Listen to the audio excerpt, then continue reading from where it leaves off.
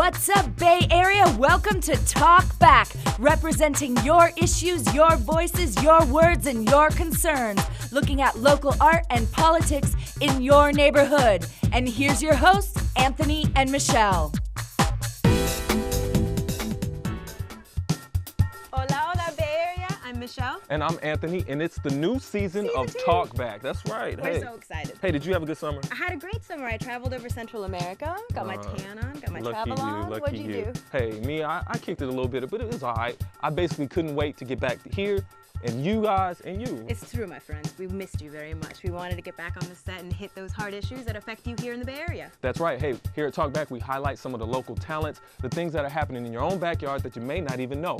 Yeah, you can't forget about Charity, too, because if you want to hide from the issues, it's too late. She will find you and she will ask you those questions. That's right. Hit us at talkbackcentral.com. Give us some feedback, some information. You can check up on Michelle. She's got some cute little pictures in her bio. Yeah, we kind of switched up the pictures, but the best thing about our website is you can find out, too, about our past shows, where we're going with this season, and again, like Anthony said, give us some ideas of what's important to you here in the Bay Area. That's right. Hey, so what are we talking about today? I don't know. What are we talking about today? I have no idea. Hey, why don't we find out?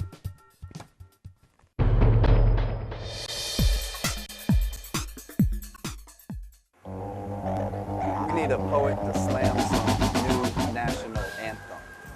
We need a poet to slam some new national anthem. Because it's the time of the season for rhyming with reason, and treason creeps when my peeps are all sleeping. It's deep when the corporate elite have been cheating. And the main thing to know about war in Iraq is Bush lied, people died, and all war is a racket. An illegitimate president, a prince of smoke and mirrors. The President of the United States says that 10 million people on the streets in the United States represent a focus group. There's a lot to be discouraged about. Say that the Republican Party is a party of freedoms, I would say. Secret military courts, corporate media too afraid to follow the facts in these days of charades and fake patriot acts. A military-industrial petroleum complex that can cancel democracy by calling in bomb threats. When it comes to critical thinking skills, I always think in terms of an informed voting populace is going to be the catalyst for changing society.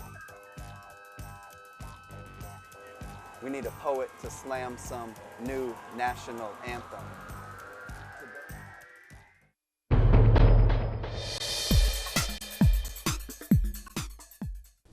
Okay, that was a little teaser on what we're going to be talking about today. It's going to be the current political temperature, what's happening nowadays, the current events. We have two more than qualified and fantastic guests with us today. Dr. Paula Baqueta, welcome. Give us a little bit about your background, and after that, let us know what you're doing. Okay, thank you for inviting me here. My background is that I was born in New York, and I lived outside of the U.S. for most of the time. I lived in Italy, I lived in France, and in India mainly. And I studied in France mainly, and my PhD is from the Sorbonne, and it's in sociology, and I teach at UC Berkeley in the Department of Gender and Women's Studies.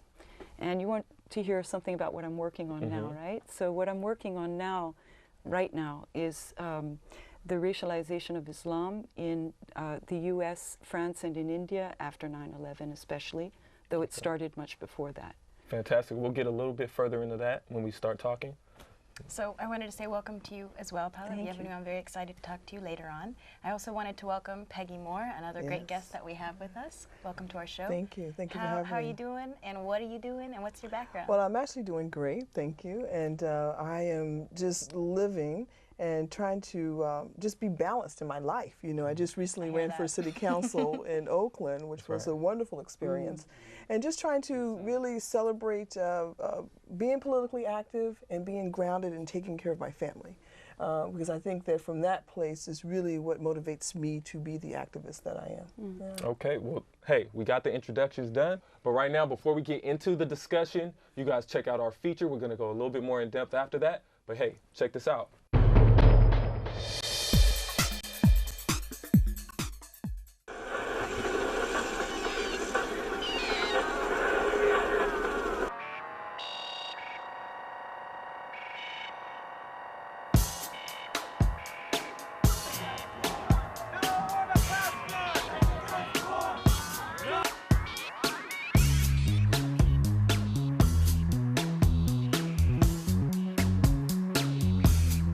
isolated, dismal on all levels. And yet, Tony, I'm getting lectured from Republicans in Oregon.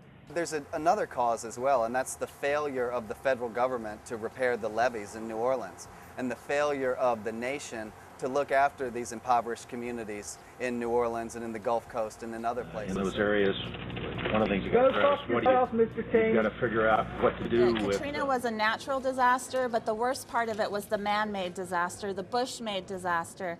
The National Guard are in Iraq from those 3 states, the majority of them. Their equipment, funds are over there. They didn't have the equipment to rescue people. They didn't have the equipment to shore up the levees. And it just highlights the failed policies. It shows that George Bush doesn't care about Americans in America. He doesn't care about Americans in Iraq. And their response was very, very inadequate. And it also highlights the fact how racist we still are in this country. Folks want to talk about the war in Iraq, and they want to talk about the Supreme Court nominations. I think that they like to talk about national issues a lot, but we have a current war machine that is reaching out to poor people and telling them, if you want to get an education, come join the war. The problem is there are a lot of people who don't get out of the war in order to try to attain that education. We have a poverty draft in this country. They're taking money out of our communities. They're taking money away from programs that would help disadvantaged youth. They're putting it into this war machine and into Iraq. So a lot of times the only alternative young people think they have is to join the military. No war to class war! No war to class war! No war! I think the Republican Party is really trying to reach out and be a bigger tent party, and by reaching out to ethnic and minority groups that maybe folks feel the Republican Party hasn't identified with before. And I'd say both nationally and here in California, the way that that's best done is by reaching out to folks at a local level.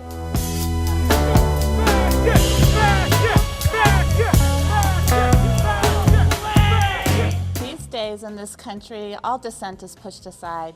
We're kept in our free speech zones, you know, usually at least a mile away from where the president or the vice president or any other administration when any other administration member is speaking or driving by. So it infuriates me because this is America and every inch of America is a free speech zone. They can't put us in our free speech zones. Security to San Francisco Police Department. This is an unpermitted march. I'm clearing you down the street and on the sidewalk. This is an unpermitted march. You're creating a traffic hazard and a public safety hazard. If you fail to return to the sidewalk, you're subject to arrest.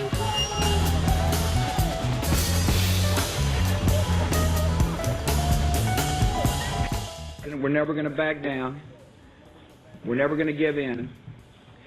We'll never accept anything less than total victory.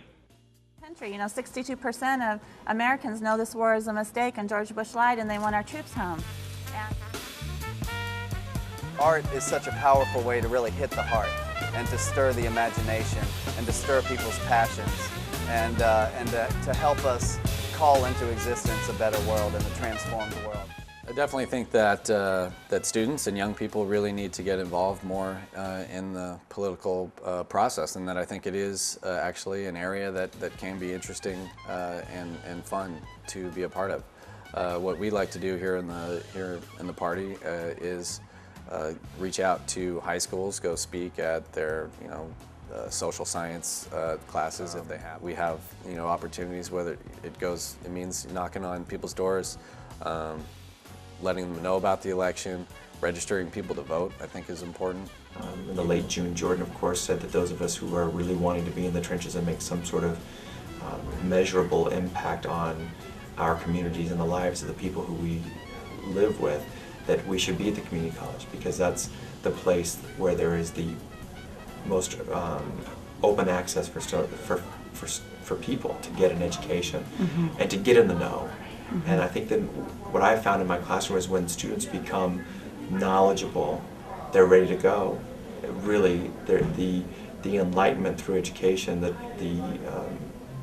transformation that takes place. When we think about Bell Hooks and her democratic pedagogy that she advocates for, and how there will be a life-changing transformation when one starts to see the world critically, and we need those tools.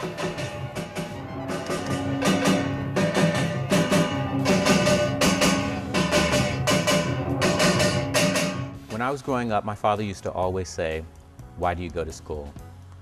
And my answer would be, "To learn." My father would correct me and he would say, "No, you go to school to learn to think."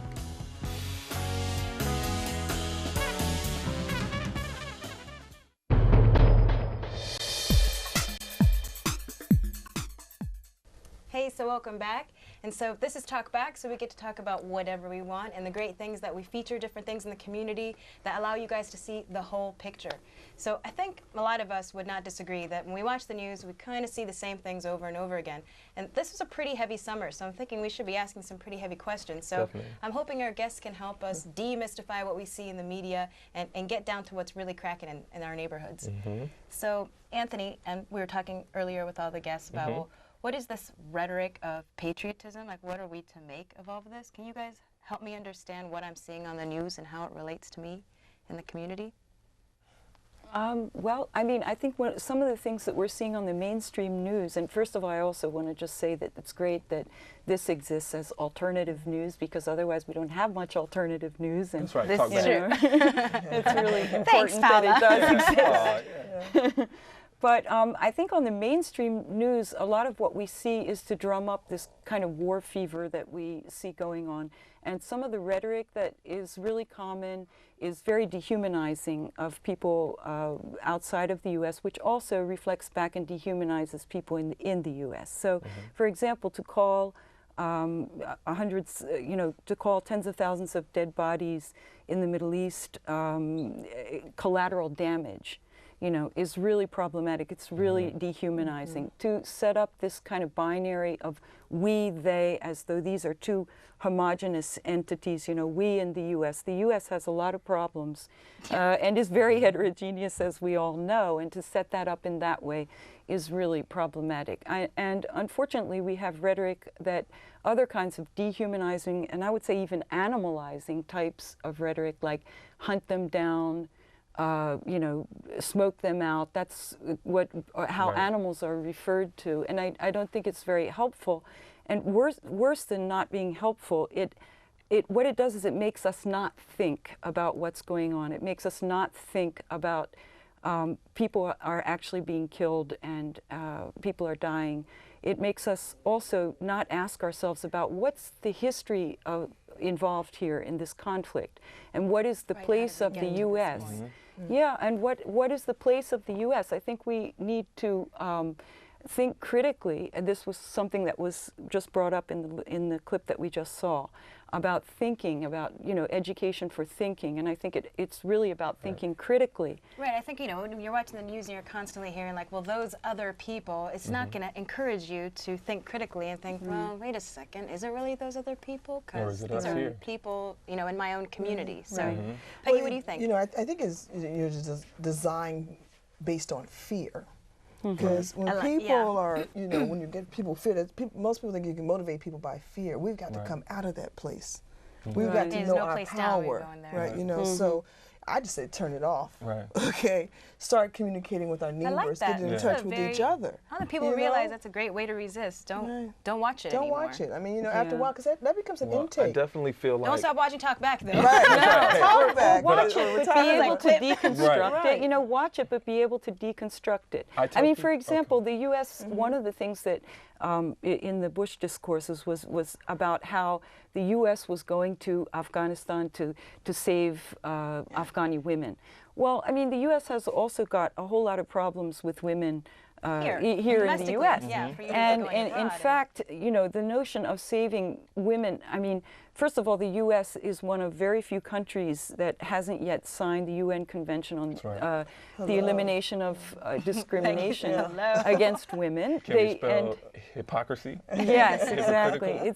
And I think that it's a good thing to watch it, but to take it apart. be able to take it apart. And one way to do that is to, every time we hear about how horrible it is somewhere else and how, you know, the U.S. is going to go save this or that, we should take a look at what is actually happening here and what that erases, that whole discourse about over there it's terrible, erases about here and demotivates people from actually getting involved here. I tell people that, you know, as far as the news is concerned, you take the news for what it is as maybe a hint or a pointer or a teaser, and then it's your responsibility to do the research. Go to international resources, figure out, you know, what everyone is feeling about this topic, not just us, because, you know, it is going to be a biased point of view, definitely. Well, see, I mean, and then there's a whole discourse about how wonderful the U.S. is in bringing democracy and saving women and all that.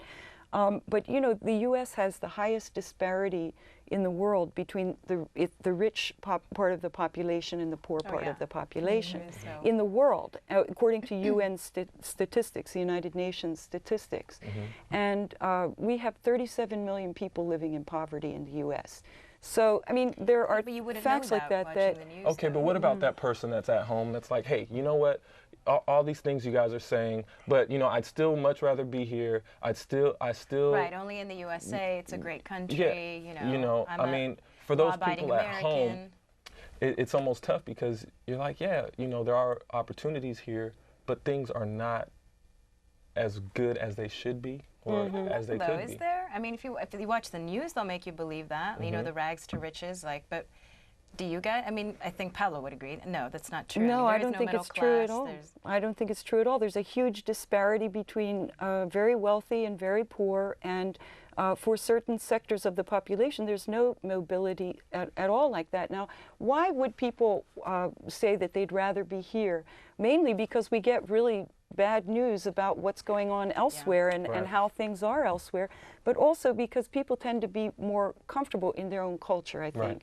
I think if you ask anyone throughout the world where would they rather be, you know, they would really like to be within their own culture. So there are lots of reasons why people would like to, but that doesn't mean that we can't have a critical view about what's going on in our communities, in the country, and in the world. Okay, well, Peggy, tell me this. You know, we talk about all these issues that are happening. Bring it back to Oakland. Are people still disconnected by things that are happening, you know, in New Orleans? That with Hurricane Katrina, do you feel like people here at home see how it may impact us here and understand, or is it kind of like we said, those people over there, it's happening to them? Yeah, I think it's a mixed bag. I think you have people who see the connection, and that's what we want, is more people to understand the connection, because we're really all one. What happened in Katrina, it's like it happened right here. That's my family. You know, thinking about the people that from here and all across the country that went to New Orleans, because that was their family. This is a reflection of who we are. So there are people that are, you know, see the similarities, see that we're one, and then there are people who are just trying to survive, okay, and focus can't worry about that right now, or don't want to stay in that mindset because it is a devastation. I mean, how do you really embrace what happened in Katrina and the response of our leadership? How do you really embrace that? How are you really proud of that? You know, well, so you know, there's the argument that if that had been the Hamptons or, you know, Newport Beach. That's right. True. Yeah, you know. Well, you know, New Orleans has been, you know, a community that's been in poverty for a long time.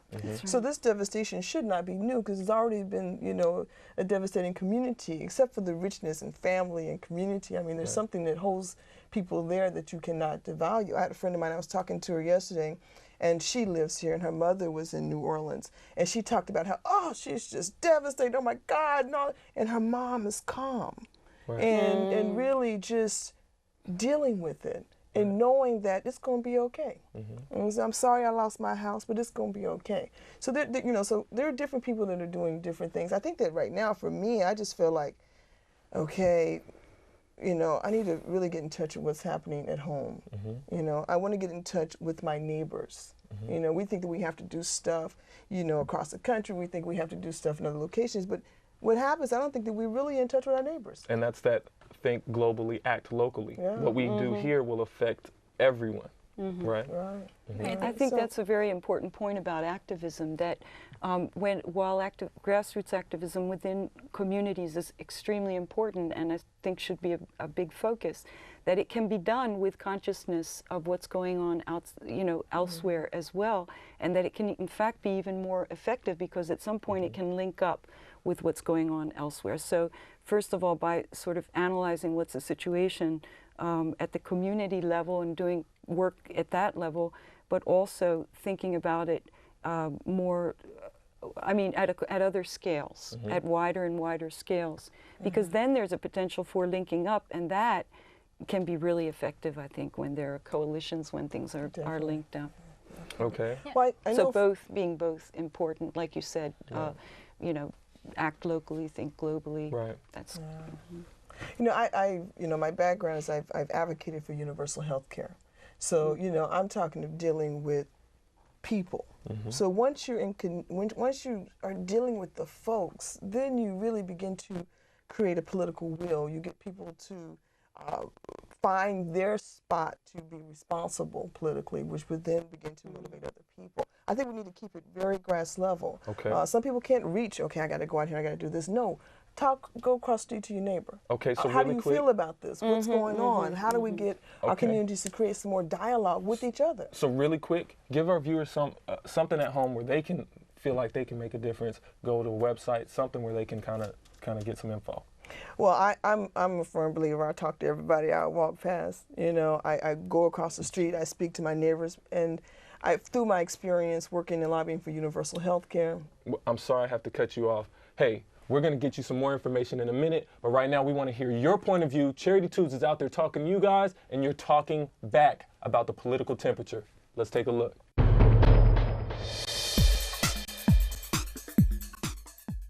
Thanks for joining us on our kickoff season of Talk Back. We're out here on Telegraph Avenue talking to folks about where they're at politically, what are they thinking about on a scale of 1 to 10. Are they hot? Are they cold? Are they active? Are they not?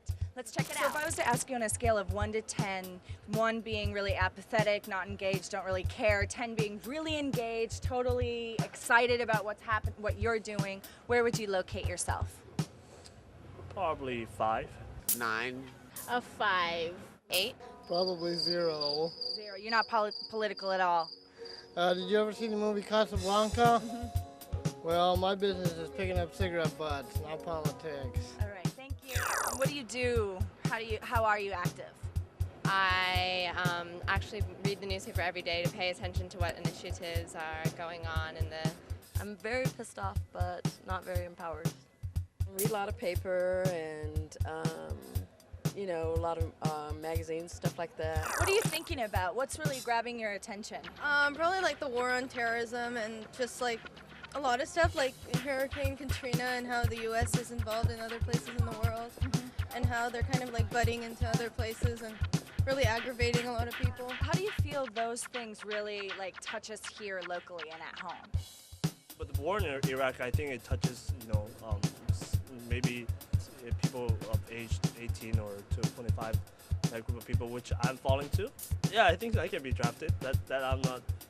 Yeah, that I think so. You're not immune to it. Right. Jobs are being sacrificed, so a lot of young people can't get jobs. Well, I look at it from the business perspective. Okay. When anything affects the stock, it trickles down all the way to what we do here, because this is the heart of the Silicon Valley, and this is where all the money comes from. So whatever they mess up there, or whatever disaster, or even the Judge Roberts guy, if he messes up, we get to pay, because it's mass hypnosis. So, as somebody who's informed with multiple levels of consciousness, what do you think spiritually is happening to the country? If you could tell us.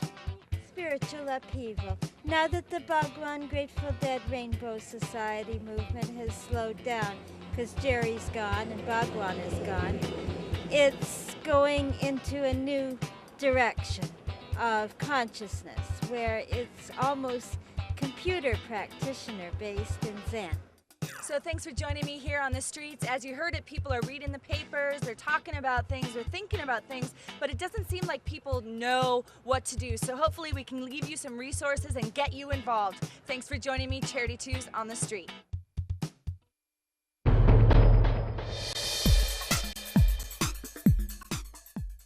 Hey, so welcome back. You got a little taste of what Charity gets to do every day when she goes out on the streets. Hey, that's right. How many of you guys saw your cousin, saw your best friend or something out there? Hey, next week it might be you.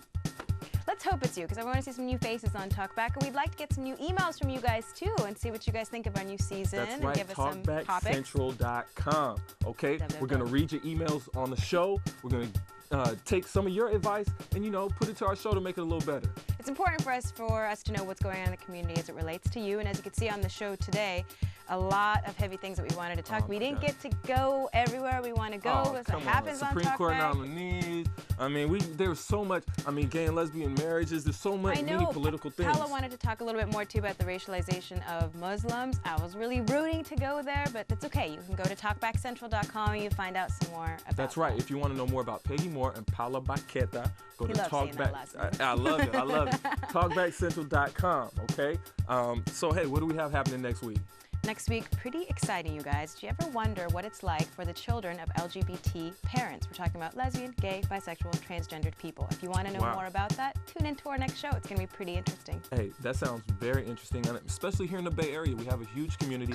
Peggy just told us Oakland has the biggest lesbian population. Yeah, I didn't know that. Yeah, see, some new tidbits. So biggest lesbian population, all right? Not gay. It was biggest. No. I didn't know that. You can find out more about Peggy with what is she doing? Sister Stepping Out. If you go on to TalkbackCentral.com, you can find out about Peggy's activism in the lesbian community, which we didn't know is so great in Oakland. Hey, so this was a great first show of season 2. Can't wait to see you next week, and make sure you talk back.